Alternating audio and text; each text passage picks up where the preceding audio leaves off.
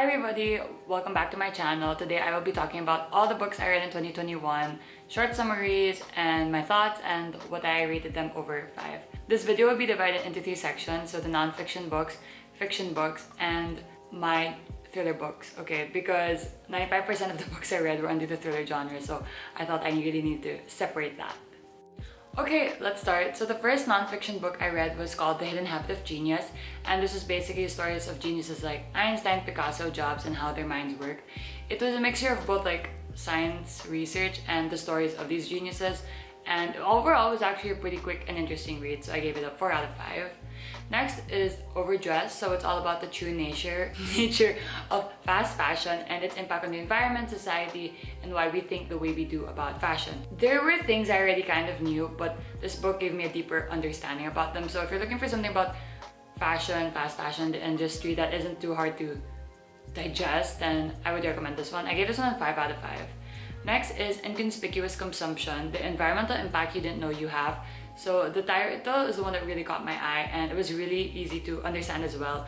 It was about the unseen and unconscious like environmental impacts we have on the internet, food, technology, fashion, and fuel. So it was a little bit redundant because I read the fashion one, but aside from that, everything else was new information to me. And yes, I'd recommend if you wanted to read something about like climate change and all that.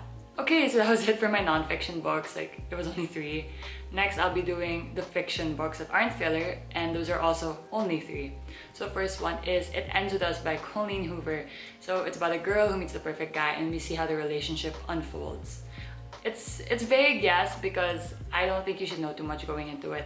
So there's like a weird love triangle, and it's really popular, and I read it because I was super curious about the hype about it. At first I was expecting one thing and it turned out to be completely something else. So you should definitely look at the trigger warnings of this one. I didn't super enjoy it as much as other people did, but I didn't not enjoy it. So 3 out of 5 for me. Next is Almond. It's a story about a boy who has a brain condition that makes it hard for him to feel emotions. I love it when the characters are a little bit different from other people because I like understanding how people grow up with different point of views. Yeah. So a lot of tragedies happen in the story and we see how he grows through these circumstances. So I super love this one. As in, I cried in the end, and it's binge-worthy. So if you want something with like friendship and feels, I would recommend this one. 5 out of 5 for me. Next is a Japanese literature book called Convenience Store Woman. It's about a 36-year-old woman who works at a convenience store, and she's never fit in like society and stuff, and it's about the pressures of being a woman, so, and conforming to what society wants from you. So I felt that this was lacking a bit of something. I'm not sure what, but I enjoyed it, and yeah, it's just a good chill read. 3 out of 5. Okay, so here we go. We are now in the thriller genre. So I'm gonna start off with Inheritance Games. So not sure why this was under the thriller category because I found it more of like a YA mystery. So it's about a girl named Avery who receives the fortune of this billionaire named Tobias Hawthorne. Anyway, when he passes away. But in order to get the inheritance, she needs to solve these like puzzles and codes. And in the loop, they're his grandsons who also want the loot, like the inheritance. And they're all trying to figure out like why her in the first place. I wanted this to be a thriller, but when it turned out to just be like a YA mystery for me, I was kind of like upset. But overall, it was still okay. It was a pretty okay read. 3 out of 5. There's a sequel, but I'm not sure if I'll be reading it. Okay, next is The Silent Patient. So this is probably one of my favorite books of all time, and it got me out of my reading slump.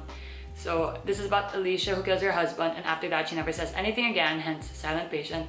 And Theo, who's a psychotherapist and who wants to really figure out what happened with Alicia that night when she killed her husband. So if you want something with a shocking twist, then this is for you. And I also found the rating so nice. Okay, next up we have The Woman in the Window. So Anna lives alone in her apartment and she likes to watch neighbors from the window, and one day she sees something shocking that she shouldn't have seen. So this is overhyped for me and really long. Maybe if it was shorter I would have enjoyed it more, but I also found the major twist to be a little bit meh. It's okay, but I really like the way they made Anna's character. Like, she was very interesting to me. Oh wait, sorry, Woman in the Window gets a 3 out of 5. Next up is We Were Liars. So I'm sorry, the writing of this book was so weird, so and it's a story about 4 friends and the summer where basically bad things go down. And It's just a 2 out of 5 and I would not recommend. I found the main girl really annoying. Next up, we have The Night Olivia Fell. So Abby's daughter Olivia falls off a bridge and turns out she's brain dead and pregnant. So the mom wants to know what happened and like how and why. So I liked it, but I didn't love it. The pacing was good and I really felt the pain of Abby, like trying to figure out what happened to her daughter. So 3 out of 5 for me. Next up is Lock Every Door. Okay, so this is about Jules, who takes the job of an apartment sitter in this old apartment in New York. So when another apartment sitter goes missing, Jules seeks to find the truth about the place and its tenants. So this was really creepy, as in the way the setting was written really made me feel I was there. I couldn't sleep at night because I was just so spooked out about it. So the description was very vivid, but the plot was kind of okay. It's okay. I gave it a 4 out of 5 for creepiness. Next is My Lovely Wife. So this couple likes to murder for fun. It's told from the point of view of the husband, which I like because it's not the normal male point of view. And this is a quick read. The plot was a bit predictable but not super over the top. And it was just a fun time. 4 out of 5 for me. We have Pretty Girls. So this was really graphic. I mean, I knew it was graphic, but I didn't know it was gonna be this graphic. So check out the trigger warnings of this book. The story is about how 20 years ago, Claire's sister Julie goes missing and now another girl has also disappeared, and it kind of looks like these two disappearances are linked somehow. So yeah, this book is hella long, and maybe if it was shorter I would have enjoyed it a bit more minus the over-the-top violence. 3 out of 5. Next up, we have Little Secrets. So Maren and Derek have the best life ever until one day their son gets taken. So she hires a private investigator to, look for her child, and then what she found out was that her husband was having an affair. Now she's even more motivated to find her son. So this was a bit predictable. Like, there weren't that many things to go on about it, like try to figure out who done it. But I really liked Maren's character a lot. She felt real, but the side characters were very irrelevant and sucky. Next up, we have The Kind Worth Killing. I love this book so much. So it's about Ted, who meets Lily on a plane ride, and then they get talking. Ted makes this joke that he wants to kill his wife, so Miranda, and then Lily says okay, G, I'm gonna help. So together they plot Miranda's death. But Lily is, she's got a lot of secrets. Maybe Ted shouldn't have trusted her, but we'll see. So the premise is really what drew me in, and wow, it really did not disappoint. It deserves the hype it gets on Goodreads or whatever. The writing, characters, pacing was super good. The plot twist, oh my gosh, as in I could not put the book down. They changed the POV a lot, so you will really never get bored. So 5 out of 5. Okay, I have another Riley Sager book called Final Girls. So this is about Quincy, who survives a massacre and joins the Final Girls. So there's a group of girls who have survived similar massacre situations. Now they're all grown up, but one day Lisa, the first final girl, is found dead, and the second final girl, Sam, shows up at Quincy's door asking for help to try to figure out what happened and if someone's hunting down the final girls. So I really like Riley Sager's writing style, and that's why I continue to read them, but there's something about the plot that just isn't so mind-boggling about me. It goes oh, okay, that was good, but it's oh no, that was great, but the writing is good. So I prefer Lock Every Door over this one. So this one gets a 3 out of 5. Up next, we have Stillhouse Lake. So Gina lives a normal life until a car accident reveals that her husband is a serial killer. Now he's in jail and she starts to relax and renames herself and moves to a different town. But soon enough, she gets mail threats, death threats or something, and now she doesn't know who to trust, who's doing this, right? So I really wish this was a standalone book because it could have been, but since it's not, I feel the story does end up being a bit short. It was a 3 out of 5. And the writing was very cinematic. Okay, next up we have Her Every Fear. It's about Kate and her cousin Corbin, and they switch apartments. As soon as it happens, Corbin's next door neighbor, Audrey, gets murdered. Now Kate is wondering if Corbin had anything to do about it because it's kind of sketchy, right? The timing.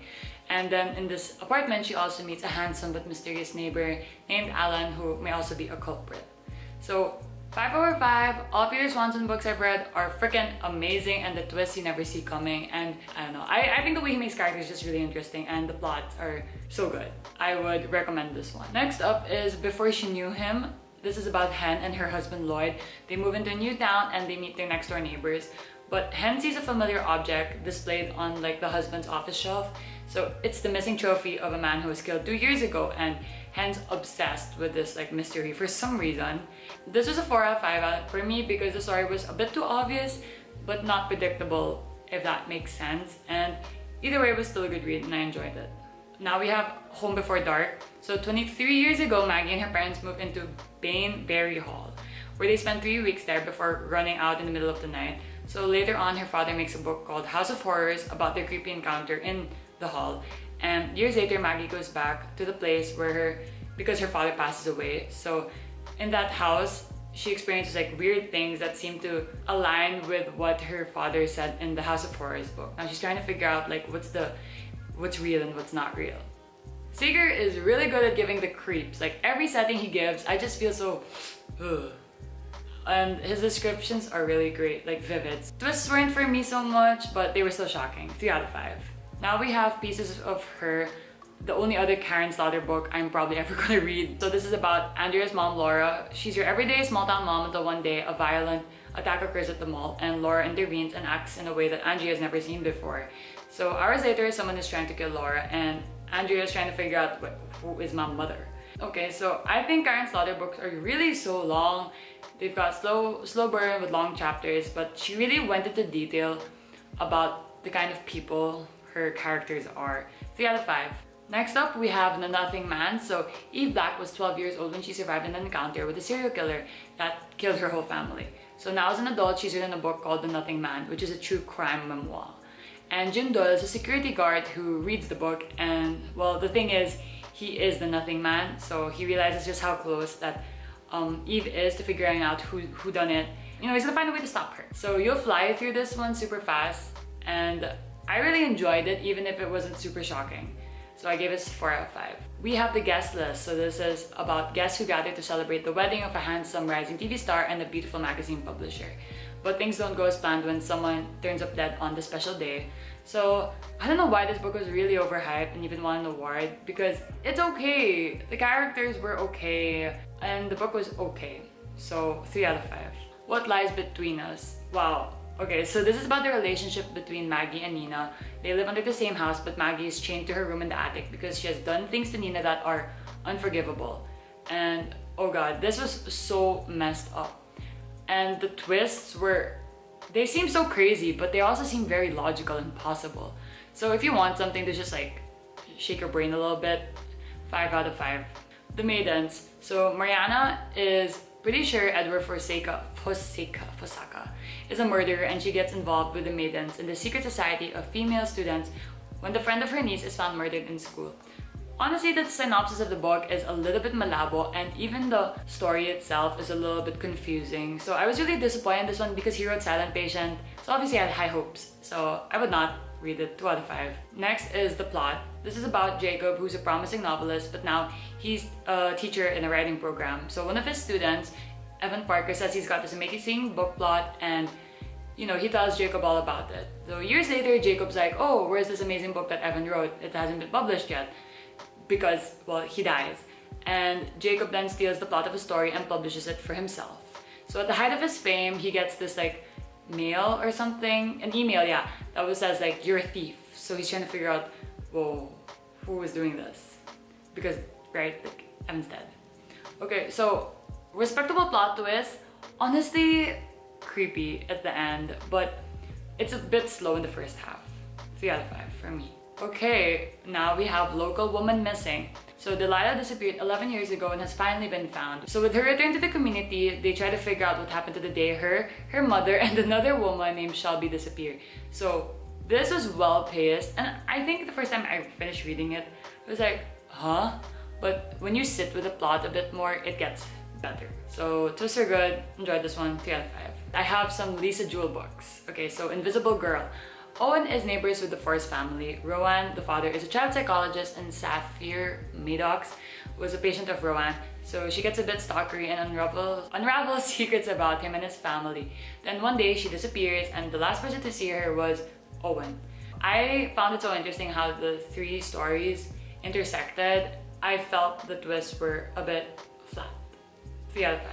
Next up, we have Then She Was Gone. So Ellie disappeared 10 years ago, and her mom Laurel has never given up looking for her. One day, Floyd comes into her life with his daughter named Poppy. But the thing is, Poppy and Ellie look alike. I could not put this one down, and the plot twist had me shook. Yeah, 4 out of 5 for some weird plot twists. Girls in the garden. There's a garden where children play and they're a tight-knit community. Then one day, a 13-year-old girl is found unconscious in a dark corner in the garden. But what happened to her? Boring. Just boring. Don't read it. Did not make sense whatsoever. Very underwhelming. Like a 1 out of 5. It's funny because the chapters kept leading up to something and then it didn't. And I was just like, what is this? Next up, we have His and Hers by Alice Feeney. So a woman is murdered and newsreader Anna wants to cover the case. And Detective Jack is suspicious of this, and he also becomes a suspect of his own investigation. Everything about this was good up until the end for me. 3 out of 5. The Passengers. So somebody hacks into 8 self-driven cars to set them on a collision course, and the public decides who lives and dies. So one of the long reads I've had that was actually worth it because I felt like I was watching an action thriller film in my head. I just couldn't see this one coming. And the characters were good. Well written. Okay, next up we have The Good Samaritan. So trigger warnings for this, please. I'll be saying some trigger words. So Laura works for End of the Line, so it's a suicide hotline, but instead of saving you, she wants you to die. Now someone is on to her, who's Ryan, who recently lost his pregnant wife when she commits suicide. So what will Laura do? The plot really intrigued me. I don't know why it did, but it did. And I almost DNF'd it just because I hated Laura's character a lot. So I honestly would not recommend reading this. 2 out of 5. Her last move. So Detective Becca Vincent is out to catch a killer with the help of super recognizer Joe Russell. The problem is the killer is watching her every move. And this book didn't add up well to me and it didn't leave a good impression on me either. 2 out of 5. Next we have Serial Cheaters. So Victoria Henson is a famous author that kills cheating men in her spare time. And Detective Amy is on to her. So how far will she go to protect her secret? I wanted to DNF this so many times, but I wanted to know the ending. And it was not worth it. Like, the detective POV was barely there and I expected there to be a lot of it. And Victoria's character was just annoying AF. So like a 1 out of 5. Next we have For Your Own Good. So Teddy Crutcher is a teacher at Belmont Academy, then a tragedy strikes that looks like a murder and a student is looking into him that, you know, he may have caused it. So I didn't like this as much as I thought. It just fell flat for me. I did not like the main character. Okay, next we have An Unwanted Guest. It's a classic whodunit. So it's a weekend retreat at a cozy mountain lodge, but when a storm hits, nobody can escape. One by one, guests turn up dead. Turns out I'm really not a fan of this genre, so I gave it a 2 out of 5 just because I never really liked the characters in these books. Pretty Little Wife. So Lila Ridgefield's husband, Aaron, goes missing, and the only one not concerned about it is his wife. So I enjoyed this one, girl power. It had good twists and the main character was definitely someone I really liked. 4 out of 5. Before I go to sleep, oh my gosh. So Christine wakes up every morning with no memory of who she is, and the only one that can explain what's happened to her is her husband Ben. But every day she gets closer to the truth of what happened to her, but she doesn't know like who to trust. So this also gave me the creeps. The writing just moved me and I felt so bad for Christine's character. Oh, so 4 out of 5. When books make you feel something, I rate them high. So Rock, Paper, Scissors is next. Adam and Amelia win a weekend away in Scotland. But the thing is, Adam has face blindness, while his wife writes him letters that she never will let him read until now. So this trip is supposed to like make or break the relationship. It's fat, it's like well paced. At first you're like, oh, what's happening? Like, what's the point of all of this? And then it like hits you. Because they slowly unravel the secrets of like their marriage in like such a well-made way. 4 out of 5. Not a happy family. So Fred and Sheila Merton are brutally killed one night after an Easter dinner with their kids. With millions to gain from inheritance, all 3 of them are looking like suspects.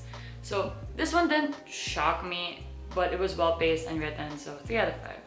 So Turn of the Key is about Rowan who stumbles across like an ad for a job as a nanny at a beautiful home. And you know, things are always, they look too good to be true.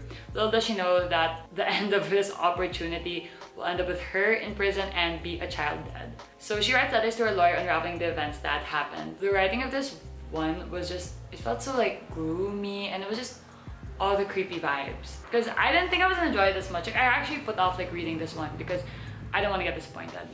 Okay, next we have The Perfect Family. So The Adlers are the ideal family until one morning they wake up to find their house trashed with eggs. So they all think it's a prank until things get like really worse, like the pranks get like worse and worse. So everyone is keeping a secret and it could tear them all apart.